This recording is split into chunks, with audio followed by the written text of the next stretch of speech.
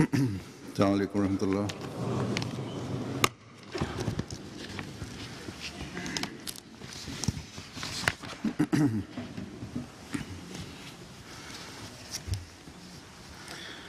أشهد أن لا إله إلا الله وحده لا شريك له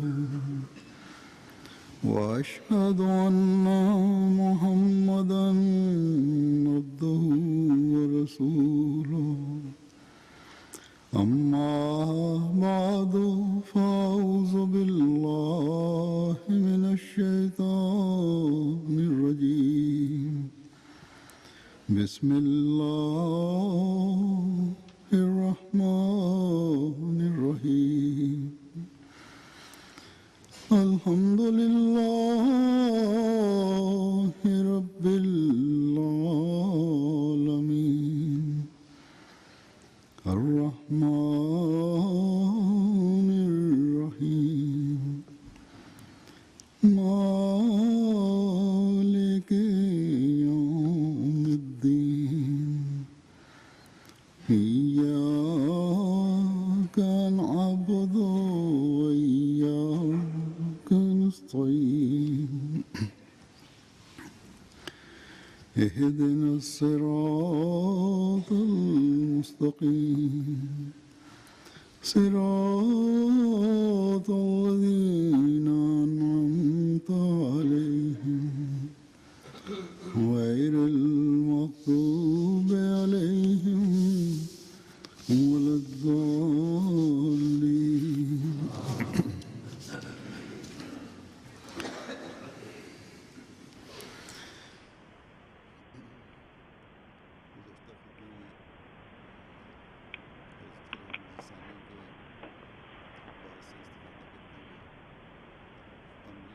In der letzten Freitagsansprache hatte ich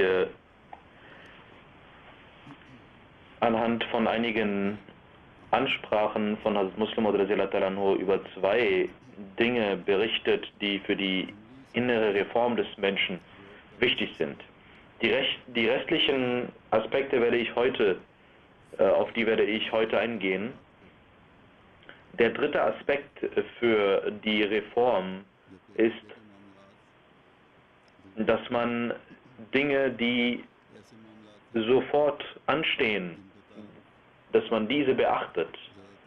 Dinge, die die Schariat, die das Gesetz Gottes für uns sofort auferlegt hat, diese zu beachten. Es gibt Dinge, die das Jenseits betreffen, und ich hatte auch darüber berichtet, dass die Situationen, die praktischen Aspekte sofort zu tun sind, aber der Mensch denkt, dass das mit dem Glauben nicht viel zu tun hat und vernachlässigt diese. Wenn ich etwas Falsches mache, dann wird dies keine Auswirkungen haben auf meinen Glauben an Gott. Zum Beispiel denkt der Mensch, ein Goldschmied zum Beispiel denkt, dass er etwas unter dem Gold einmischen kann und das wird sich nicht auswirken auf meinen Glauben an Allah, aber ich werde mehr verdienen dadurch, dass ich auf fälschliche Art und Weise etwas dem Gold untermische. Ich werde schnell zu meinem Geld kommen. Dieser Mensch hat also seinen kurzfristigen Vorteil gesehen und einen Weg eingeschritten, der zu vergleichen ist mit Betrug, Diebstahl etc. Und das hat er getan, um einen kurzfristigen Vorteil daraus zu ziehen. Er denkt, dass dies keine Auswirkung auf seinen Glauben hat, dass dies nichts damit zu tun hat. Es gibt große Pilgerer, Hajis, die betrügen in ihrem Geschäft, aber stolz darauf sind, Hajj gemacht zu haben, die Pilgerfahrt gemacht zu haben. Wenn sie betrügen, vergessen sie कि मरने के बाद की ज़िंदगी oder sie vernachlässigen die Wichtigkeit davon, dass es auch ein Leben nach dem Tod gibt. Und diese weltlichen Dinge haben auch eine Auswirkung auf das Jenseits. Genauso या निजात किसको मिलेगी gibt es Menschen, genauso ist es wichtig zu verstehen, wer Erlösung erhält und wer nicht. असल चीज़ Ob man an die Lehre, inwieweit man an die Lehre der Propheten glaubt. Das sind Dinge, die langfristig sind. Alle Dinge, die dem Menschen sofort nützen, die ihm sofort ein kurzfristiges Glück schenken, zu diesen Dingen versucht der Mensch zu rennen. Ein Goldschmied versucht dies zu tun, jemand, der mit dem Silber handelt, versucht dies zu tun. Ein Geschäftsmann betrügt, indem er sein Produkt auf falsche Art und Weise darstellt. Und ein anderer Geschäftsmann tut je nach seinem Geschäft, betrügt er. Das ist ganz normal geworden, vor allem in den Dritte Weltländern. Um seine innere Reform durchzuführen, gibt es Dinge, die einen davon aufhalten, und darunter ist Lüge, Betrug, welcher dem Menschen einen kurzfristigen Erfolg beschert und ihn vergessen lässt, dass langfristig etwas wichtiger ist. Also Muslim hat einige Beispiele genannt, zum Beispiel üble Nachrede ist eine große Sünde. Ein Offizier, wenn er seine Mitarbeiter schlecht behandelt und der Mitarbeiter keine Möglichkeit hat, gegen den Offizier, gegen seinen Chef etwas zu tun, und zufällig trifft er einen noch größeren Chef, und der große Chef, der große Chef, der sagt etwas gegen den Kleinen, und dieser Mitarbeiter, welchem Leid zugefügt wird, erfreut sich darüber, dass er eine Möglichkeit bekommen hat, mit dem größeren Chef zu reden. Und gegen diesen kleinen Chef legt er Protest ein und redet über ihn übel, und der große Chef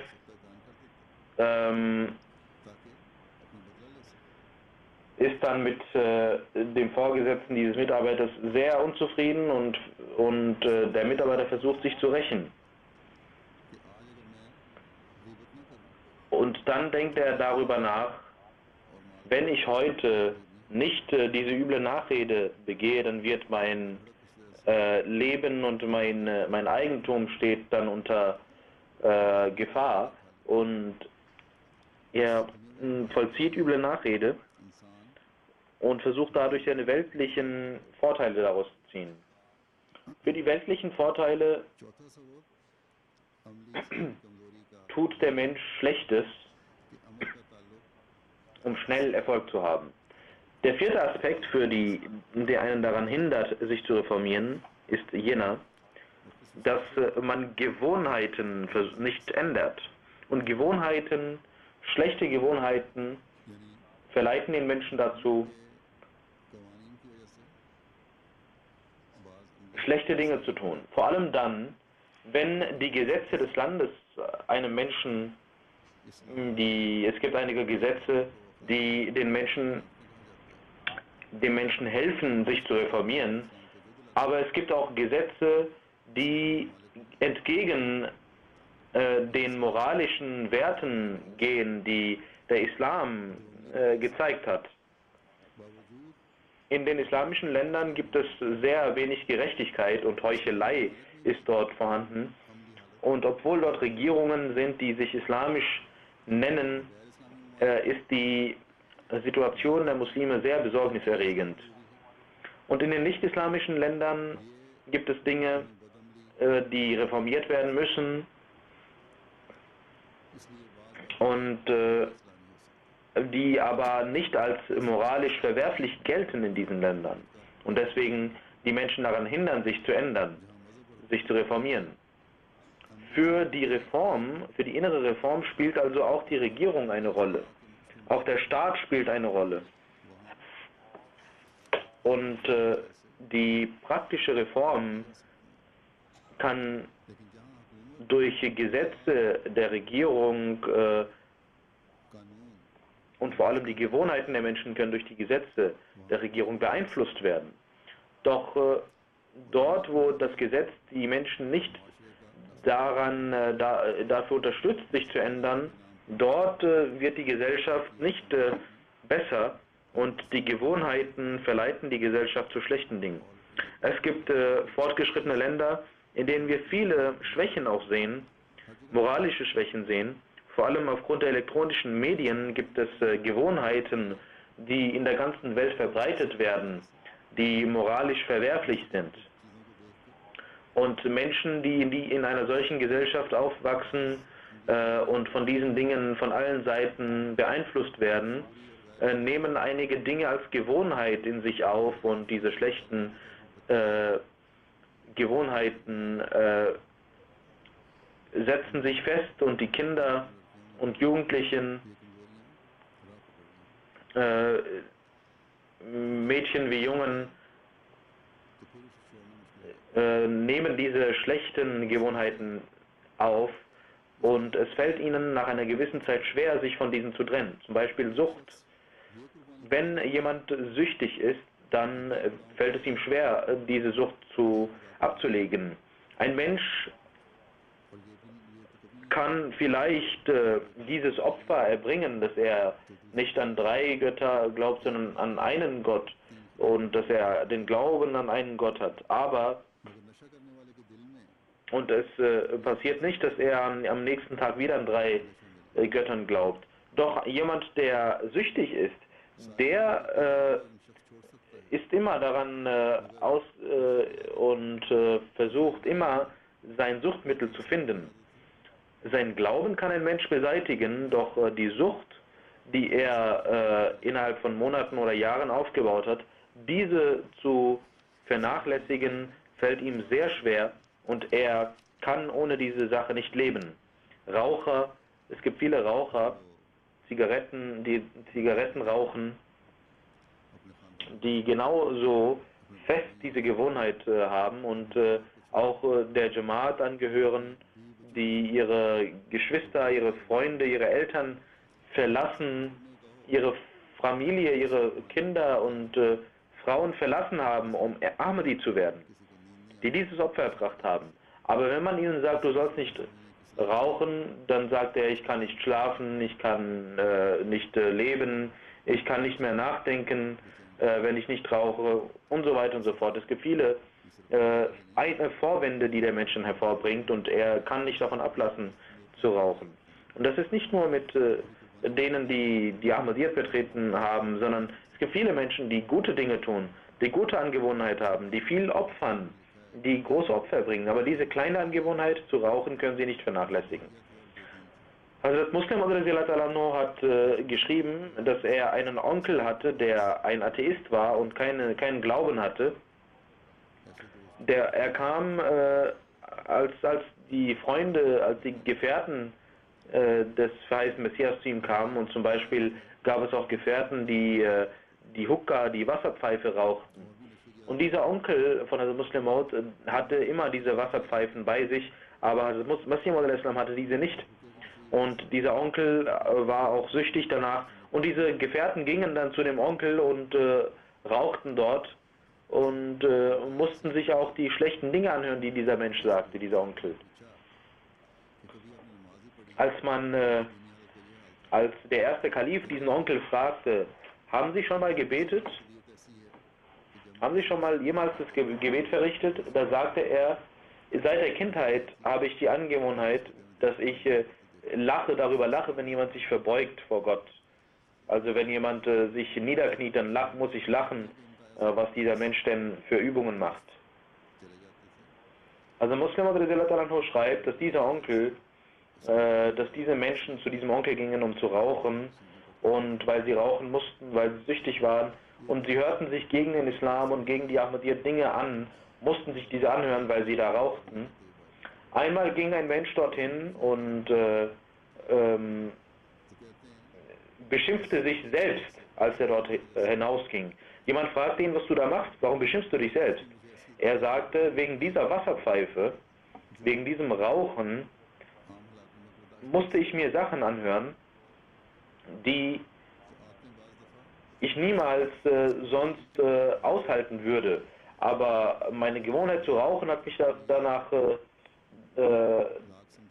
ich musste aufgrund dieser Gewohnheit mir diese Dinge anhören.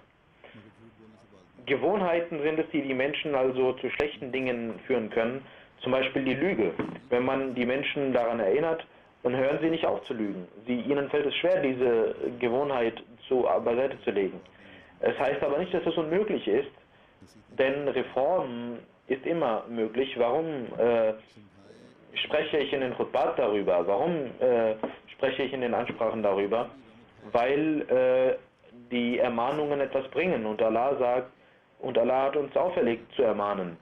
Wenn die Menschen auch nur etwas Glauben besitzen, dann sagt Allah, dass die Ermahnung etwas bringt. Das ist nämlich für die gläubigen Menschen sehr nützlich, sie zu ermahnen.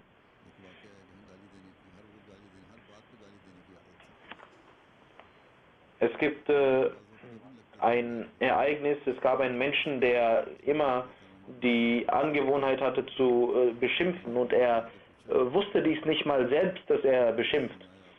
Einmal kam ein Mensch zu einem Muslim und sagte, dass dieser Mensch immer beschimpft, ja, mit anderen schimpft. Also ein Muslim sagte, ich habe gehört, sie schimpfen sehr oft. Darauf antwortete er und mit einem großen Schimpfwort sagte er, wer ist es, der das mir unterstellt, dass ich beschimpfe? Also er hatte diese Angewohnheit, dass er selbst vor Muslim diesen Menschen beleidigte und sagte, wer ist es, der mir unterstellt, dass ich Beleidigungen sprechen würde. Also es gibt Menschen, die Gewohnheiten haben, die kein Gefühl mehr dafür haben, dass sie schlechte Dinge tun, deren Gefühle sich so sehr vernebeln, dass sie aufgrund ihrer Gewohnheiten sich nicht ändern. Aber man kann diese guten Dinge, man kann die Reform trotzdem bewerkstelligen. Es ist möglich, dies zu tun. Jedenfalls ist die Gewohnheit ein Aspekt, welche einen Menschen daran hindern kann, sich zu reformieren. Es gibt Menschen, die sich unsinnige Filme anschauen, die sich absurde Filme anschauen im Internet und süchtig danach sind. Sie werden das Essen vernachlässigen, aber den Film werden sie sich anschauen vor dem Internet. Obwohl sie müde sind, werden sie sich diesen Film anschauen. Sie haben keine Ahnung, was ihre Kinder machen, was ihre Frauen machen. Solche Menschen gibt es auch. Diese Gewohnheiten sind also ein großer Aspekt, welcher den Menschen daran hindert, sich praktisch zu reformieren. Der fünfte Aspekt, welcher daran hindern kann, welcher daran einen Menschen hindern kann, sich zu reformieren, ist seine Familie. Kinder und Frau. Es gibt Situationen, bei denen der Mensch über seine Familie, wegen seiner Familie ihn in Dinge verwickeln lässt, die schlecht sind. Zum Beispiel sagt der Islam, du sollst nicht jemanden betrügen und betrügerisch jemanden das Geld von jemandem an sich reißen.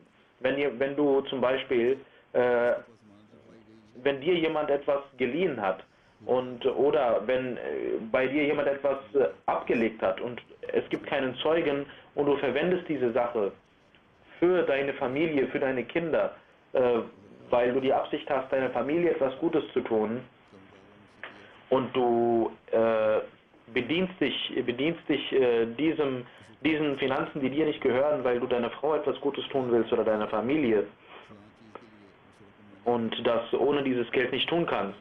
Oder weil dein Kind einen Wunsch geäußert hat und du ihm diesen Wunsch erfüllen willst und jetzt die Möglichkeit hast, dieses Geld zu nutzen und die Wünsche deiner Frau oder deiner Kinder zu erfüllen. Oder weil dein Kind krank ist, brauchst du Geld für seine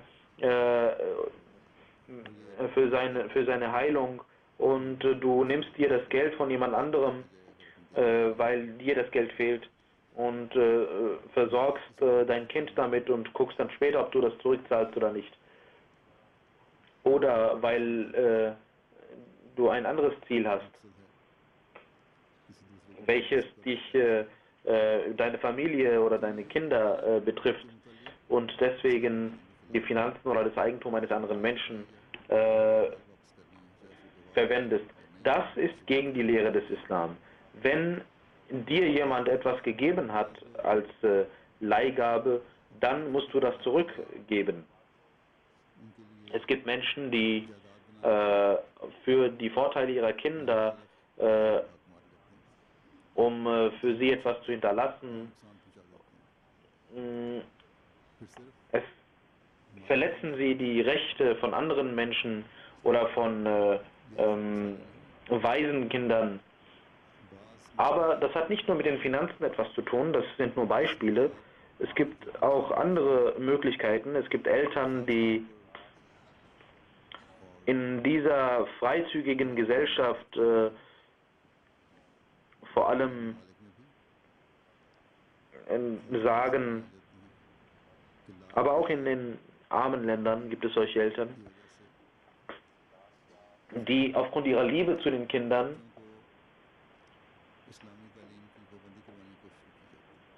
die Kinder nicht an die islamische Lehre erinnern.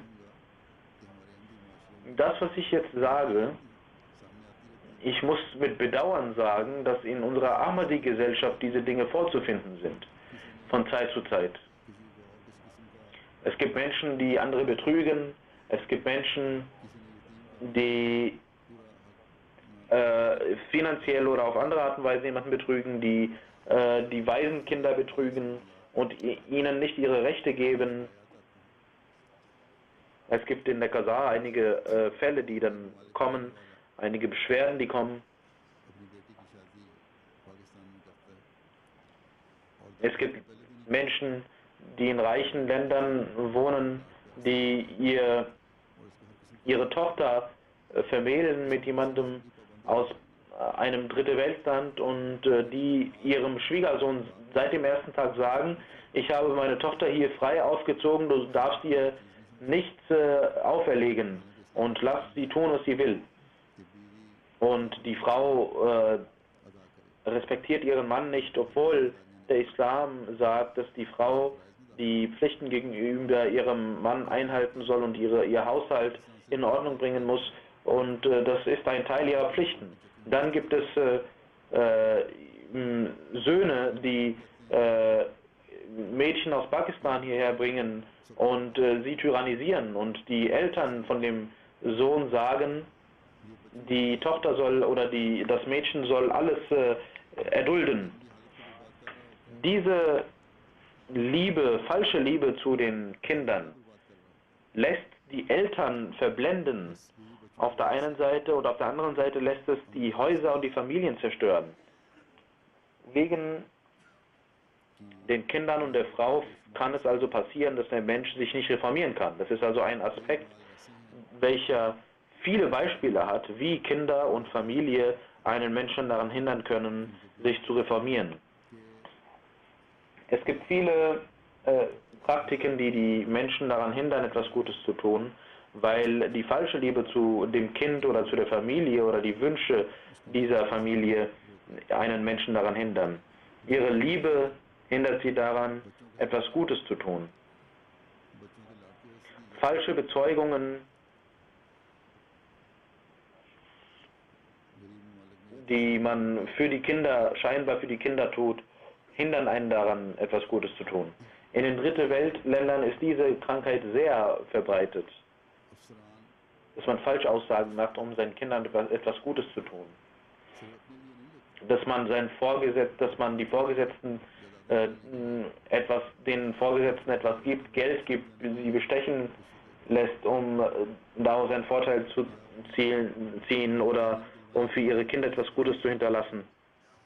Oder um ihnen Bildung zu geben, um ihnen eine Schulbildung zu ermöglichen, wird bestochen. Für die Reform der Menschen ist also sind die Gefühle der Menschen und die familiären Bindungen, die diese Gefühle hervorbringen, ein Aspekt, welcher den Menschen daran hindert, sich zu reformieren. Und das kann man nur dann tun und verbessern, wenn die Liebe zu Gott so groß ist, dass die Liebe zu Gott alle anderen Lieben verblassen lässt und die Liebe zu der Frau und zu den Kindern und diese Gefühle im Vergleich zu der Liebe zu Gott zweitrangig erscheinen und der Mensch sich frei fühlt von diesen Gefühlen, wenn er nämlich Gott liebt. Sonst ist die innere Reform sehr schwer. Der 6. Aspekt, der die Menschen daran hindert, sich zu reformieren, ist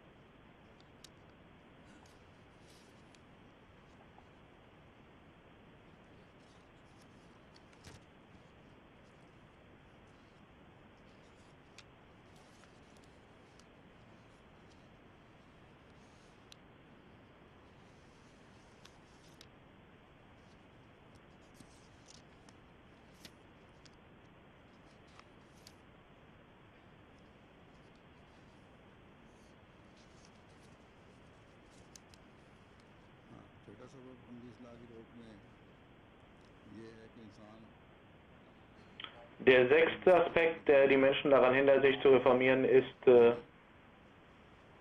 dass der Mensch sich selber nicht überwacht. Das heißt,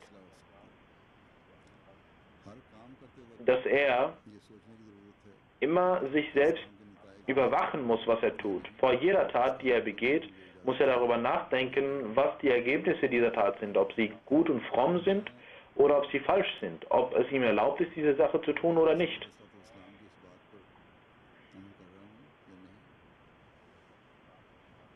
Ob ich an die Gebote mich halte, die der verheißene Messias mir erklärt hat, nämlich, dass ich an alle 700 Geboten des Heiligen Koran mich richten muss, oder ob ich das nicht tue. Zum Beispiel ist es wichtig, dass man mit Treue und dass man ohne Betrug arbeitet. Sowohl ein Arbeiter als auch ein Geschäftsmann darf niemals betrügen und darf nicht den Staat oder andere Leute hintergehen. Ein Geschäftsmann,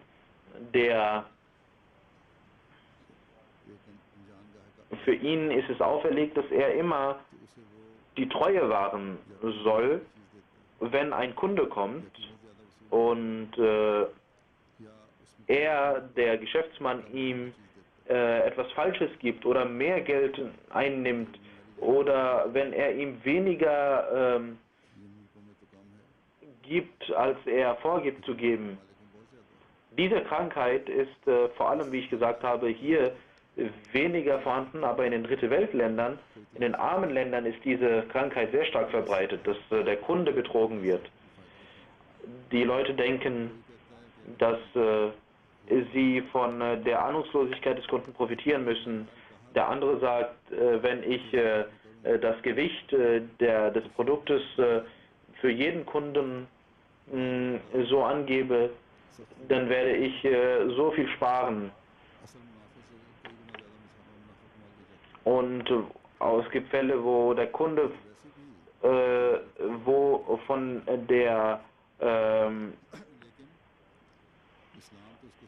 dem Bedürfnis des Kunden falsch profitiert wird und man das ausnutzt, dass der Kunde etwas braucht, aber der Islam erlaubt dies nicht. Und ich möchte auch über den Gewinn sagen, dass also Muslim den Geschäftsmännern in Rabba gesagt hat, ihr sollt weniger Gewinn erzielen, dann werdet ihr mehr Kunden bekommen. Ich habe aber einige Beschwerden bekommen und die bekomme ich immer wieder, dass in Rabwa einige Geschäftsleute so viel profitieren, so viel Profit machen, dass einige Menschen nach Cheniot gehen müssen, um dort einzukaufen. Sie gehen also zu fremden Leuten, um einzukaufen. Und das Geld der Ahmadis geht zu anderen Menschen. Und die Verantwortlichen dafür sind die Geschäftsmänner von Rabwa. Deswegen sollen unsere Geschäftsmänner, unsere Ahmadi-Geschäftsmänner sich selbst reformieren. Egal wo sie sind, nicht nur in Rabwa, egal wo sie ihre Geschäfte haben, ein Ahmadi-Geschäftsmann muss immer etwas Gutes präsentieren. Sein Vorbild muss gut sein. Er muss richtig handeln, er soll bei einer Beschädigung des Artikels den Kunden aufklären, er soll einen kleinen und mittelmäßigen Profit machen. So wird ihr Geld nicht klein werden, sondern wachsen. Sie werden Segnungen bekommen. Genauso muss ein Ahmadi seine Treue wahren, die Schönheit seiner Treue wahren, und dafür muss er immer sich daran erinnern, das, was ich eben gesagt habe, dass er selbst sich reformieren muss. Er muss diese Dinge, diese Gebote selbst sich immer auferlegen, und er muss sich selbst daran erinnern. Genauso gibt es andere schlechte Dinge, Lüge zum Beispiel. Es ist wichtig, immer darauf zu achten, dass man nicht lügt, dass man nicht falsche Dinge sagt. Ein Beispiel dafür ist zum Beispiel die Geschäftsmänner, die dies nicht tun.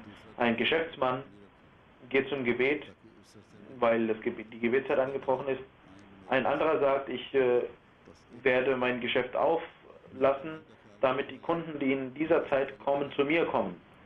Also auf der einen Seite gibt es einen Geschäftsmann, der zum Gebet geht, weil er fromm ist, und auf der anderen Seite gibt es Geschäftsleute, die ihr Geschäft offen halten, weil sie ihre weltliche Vorteile daraus ziehen wollen, ihr Profit machen wollen. Anstatt sich zu reformieren, gute Dinge zu tun und vor jeder Aktion zu überdenken, ob das gut ist, lassen sie ihre Blicke auf die weltlichen Vorteile richten. Ich sage wieder zu den Geschäftsmännern von Rabwa, ich habe einmal die Beschwerde bekommen, dass einige Geschäftsmänner ihre Geschäfte offen lassen während des Gebets. Ich habe jetzt den Bericht bekommen, dass alle gesagt haben, dass sie inshallah in Zukunft ihre Geschäfte während des Gebets schließen werden. Möge Allah sie dazu ermöglichen. Genauso die Geschäftsleute von Qadian, und heutzutage wegen der Salana in Qadian ist dort viel los. Auch sie müssen darauf Acht geben, dass die Kunden, die von draußen, die von auswärts kommen, das bedeutet nicht, dass sie ihre Pflichten vernachlässigen. Sie müssen während des Gebets ihre Geschäfte schließen. Und überall auf der Welt muss jeder Ahmadi das tun, dass die Pflichten vorgehen und dass er seine Pflichten erfüllen muss.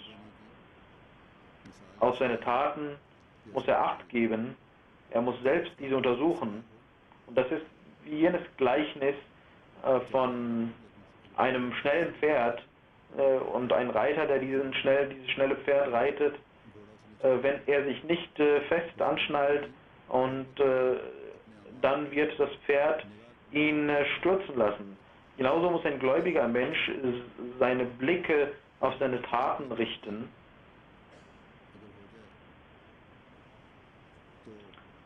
die auch nur eine Sekunde andauernde Unachtsamkeit wird ihn stürzen lassen. Und er wird seine Reform nicht machen können. Deswegen soll jeder vor jeder Aktion seine Reform beachten.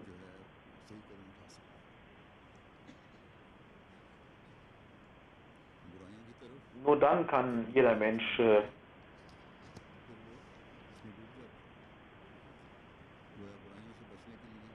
seine Schritte in die richtige Richtung machen. Sonst wird er sich nicht vor schlechten Dingen bewahren. wenn dieser Schutz verloren geht, dann kommt eine Schwäche nach der anderen, die ihn damit überzieht. Ich möchte auch für die Frauen sagen, dass die Parda und der Schutz, die Scham, das Schamgefühl wichtig sind, weil wenn das verloren geht, dann wird es sehr weit gehen. Ich habe mitbekommen, dass in Australien einige ältere Frauen, die von Pakistan dorthin gingen, einige ältere Frauen, ihre Töchter gesehen haben, dass sie keine Parda machen und ihre Töchter ermahnten, dass sie Parda machen sollen, dass sie sich richtig kleiden sollen, Scarf und Kopftuch tragen sollen. Dann haben ihre Töchter geantwortet, einige Töchter, die keine Parda machen, dass es eine große Sünde ist oder ein Betrug ist, hier Parda zu machen. Und hier in Australien darf man kein Parda machen. Und selbst die Frauen, die alten Frauen haben ihre Parda abgelegt, weil sie Angst hatten, dass sie dabei etwas Falsches tun würden. Die ihr ganzes Leben lang Parda gemacht haben. Obwohl die Wahrheit darin liegt, dass es kein solches Gesetz dort gibt. Es gibt kein Gesetz, das einen daran hindert. Nur um seine Mode zu machen, haben einige Mädchen, diese jungen Mädchen und Frauen, dieses Parda abgelegt. Ein Mädchen, das dort geheiratet hat, schrieb mir, dass sie gezwungen worden ist, die Parda abzulegen und kein Kopftuch zu tragen. Gezwungen worden ist dafür, aufgrund der Atmosphäre und deswegen das nicht tragen durfte. Und als ich dorthin ging, auf der Svetlana, sagte sie mir, sie haben eine Rede gehalten auf der Svetlana und ich hatte eine Burka an und seitdem habe ich diese an und ich werde das immer tragen. Und ich versuche und bete auch dafür, und sie hat mir auch im Dua geschrieben, die Menschen legen die Parda ab, weil sie dem koranischen Gebot nicht folgen und weil sie sich nicht ermahnen lassen dadurch. Und in den Häusern wird darüber nicht geredet, dass der Koran dies vorschreibt. Für die innere Reform ist also die Ermahnung sehr wichtig, dass man weiß, was sind gute und was sind schlechte Taten. Der 7. Aspekt besteht darin, der den Menschen daran hindert, sich zu reformieren, dass die menschlichen Beziehungen vorgehen, teilweise vor den Beziehungen zu Gott, weil man aufgrund seiner Freunde oder Verwandte oder aufgrund dieser Dinge Argwohn gegen anderen Menschen hegt oder sie betrügt. Oder zum Beispiel gibt es ein Gleichnis, ich führe dies nochmal auf, Treue. Die Menschen halten die Treue nicht, weil Allah dies gesagt hat, sondern sie denken, dass während einer bestimmten Zeit, wenn ich die Treue wahren würde, dann was würden meine Freunde und meine Feinde denken? Genauso betrachtet er die Wahrheit nicht aus dem Blickwinkel, dass Allah es auferlegt hat, die Wahrheit zu sagen, sondern er betrachtet das auf dem Blickwinkel, was das für Auswirkungen auf ihn oder auf seine Freunde oder auf seine Verwandte haben würde und ob ihnen das schaden würde. Ein Mensch bezeugt gegen einen anderen Menschen etwas, weil er sich rächen möchte. Und heute habe ich die Möglichkeit bekommen, mich zu rächen, und jetzt tue ich das. Das sind Dinge, die schwache Gewohnheiten, schwache Taten hervorbringen, weil man Allah nicht fürchtet, weil die Furcht vor Allah verblasst. Man muss also Gott fürchten, und auch wenn man gegen seine Eltern und gegen sich selbst bezeugen muss, ist es wichtig, das zu tun. Der 8. Aspekt für die innere Reform ist, dass die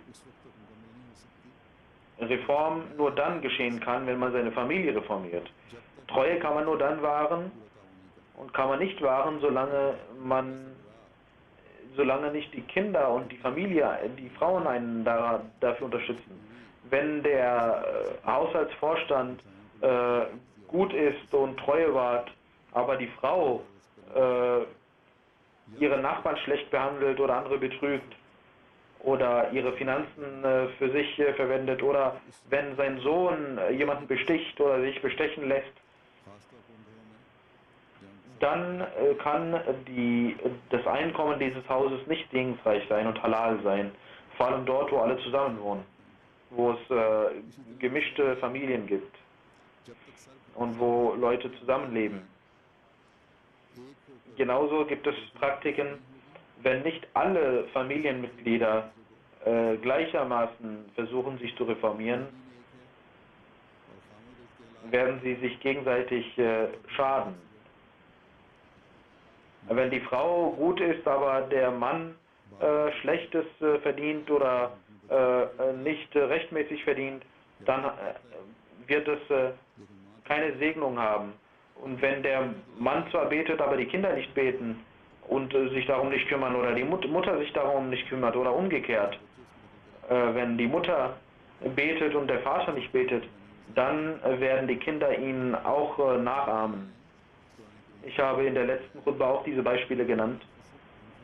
Allah hat im Heiligen Koran gesagt, Qu anfusakum wa ahlikum nara. Beschütze dich selbst vor dem Feuer und beschütze deine Kinder und deine Frau vor dem Feuer. Ihr sollt nicht nur euch selbst davor bewahren, sondern für euch ist es wichtig, dass ihr eure Familienmitglieder auch vor der Qual des Feuers bewahrt. Wenn ihr das nicht tut, dann werden sie euch Schaden zufügen und euch auch mitnehmen. Für die Reform ist es also wichtig, dass sie ihr ganzes Haus reformieren, und dafür muss jeder seine Anstrengungen unternehmen. Die wichtigste Rolle spielt der Haushaltsvorstand, derjenige, der den Haushalt führt. Der Leid der Familie oder die falsche Liebe zu der Familie hindern manchmal den Menschen daran, sich selbst zu reformieren oder sein Haus zu reformieren. Außer diesen 8 Dingen gibt es auch andere Gründe oder kann es andere Gründe geben, aber das sind einige wichtige Dinge gewesen, die den Menschen daran hindern, sich zu ändern oder sich zu reformieren. Aber fast alle Sachen, wenn man darüber nachdenkt, sind in diesen 8 Dingen enthalten. Die Zusammenfassung lautet, dass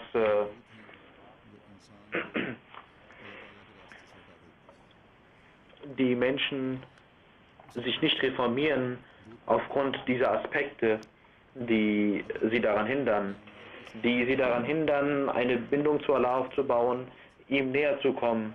Wenn wir uns reformieren wollen, dann müssen wir uns darum kümmern, auf diese 8 Dinge. Es reicht nicht aus, nur zu sagen, dass wir uns reformieren müssen. Wir müssen jene Wege eingehen, die diese Reform herbeiführen können. Also Muslim hat ein Beispiel genannt, dass es einen Vortragenden, einen Gelehrten gab, der gute Reden hielt, der aber seine Schultern immer sehr stark bewegte, eine starke Gestik hatte. Die Leute sagten, du hältst zwar eine gute Rede, aber deine Schultern zucken so sehr, dass alle darüber lachen müssen. Er versuchte, diese Angewohnheit zu beseitigen, doch schaffte dies nicht. Letzten Endes tat er Folgendes, dass er 2 Schwerter oben aufhängte aus der Decke, die bis zu seinen Schultern ragten, und sich unter diesen Schwertern stellte und anfing zu reden und übte, wie man eine Rede hält. Wenn immer er mit den Schultern zuckte, berührte dieses Schwert seine Schulter, und nach einigen Tagen legte er diese Gewohnheit ab.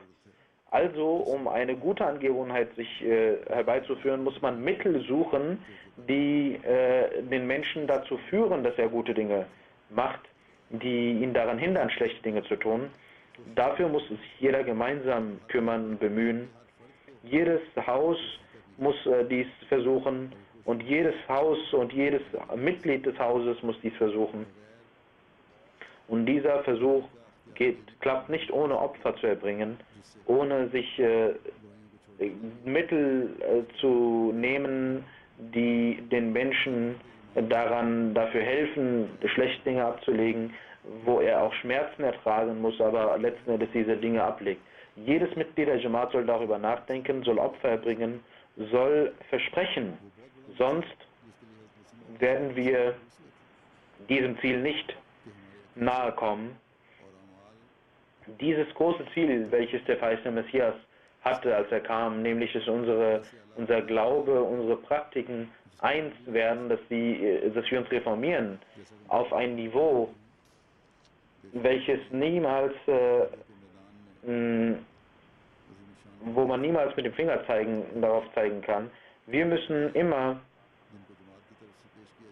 große Siege erlangen, bis dieser Glaube und diese Gebote, die die Jamaat präsentiert, als man das den Feinden vorlegte, haben sie diese verleugnet. Doch es gibt heute Fremde, die dies annehmen. Es gibt Muslime, die sagen, dass Jesus nicht im Himmel ist oder dass er nicht zurückkommen wird. Was immer die Gründe dafür sind, im Unbewussten ist der Glaube und sind die Lehrmeinungen der Jamaat, sind sie es, die gesiegt haben.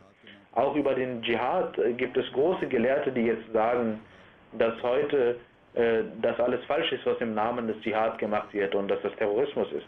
Und heute ist der Dschihad nicht erlaubt. Und der Islam erlaubt dies nicht.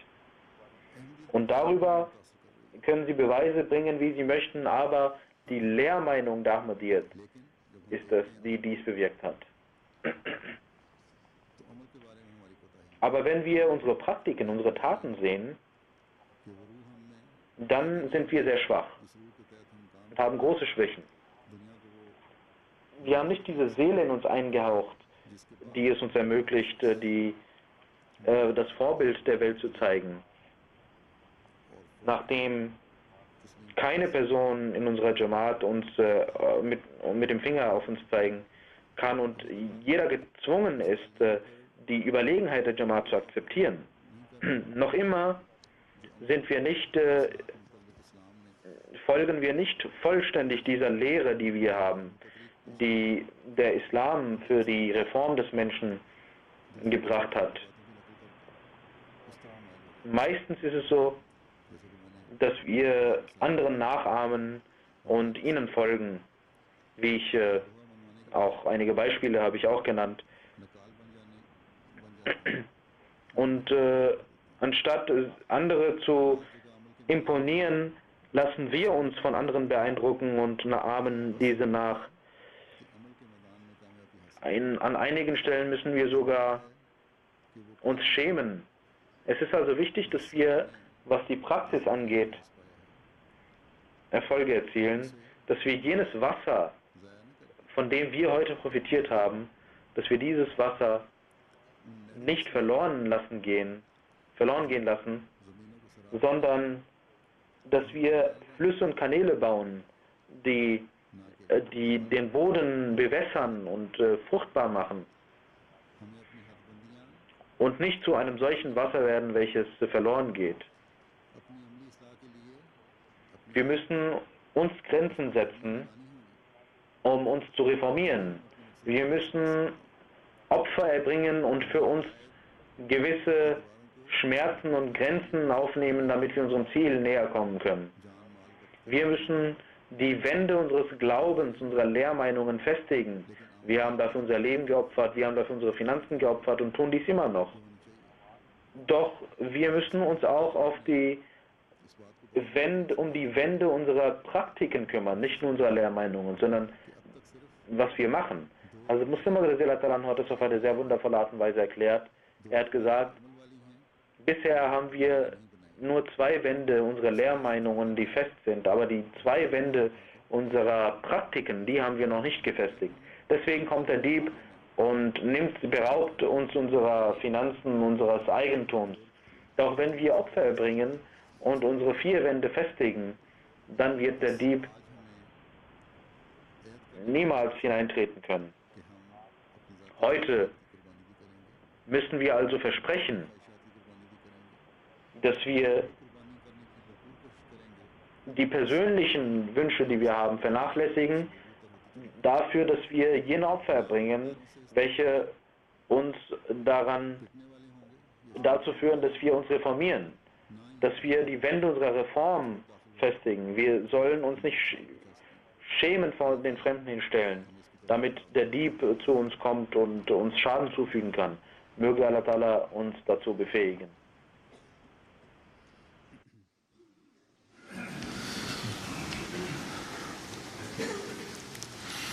Alhamdulillah, alhamdulillah, nahmaduhu wa nasta'inuhu wa nastaghfiruhu wa nu'minu bihi wa natawakkalu alayhi wa na'udhu billahi min shururi anfusina wa min sayyiati a'malina. من يهده الله فلا مضل له ومن يضلل فلا هادي له ونشهد أن لا إله إلا الله ونشهد أن محمدا عبده ورسوله. عباد الله رحمكم الله إن الله يأمر بالعدل والإحسان وإيتاء ذي القربى وينهى عن الفحشاء والمنكر والبغي يعظكم لعلكم تذكرون. اذكروا الله يذكركم وادعوه يستجب لكم ولذكر الله أكبر.